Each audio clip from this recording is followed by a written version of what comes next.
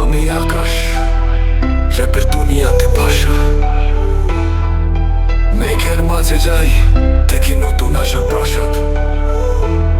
শূন্যের সীমানা পেরিয়ে অনুভব করি আমি, চাই সব কষ্টের মাঝে খুঁজে পেতে মুক্তি হানি।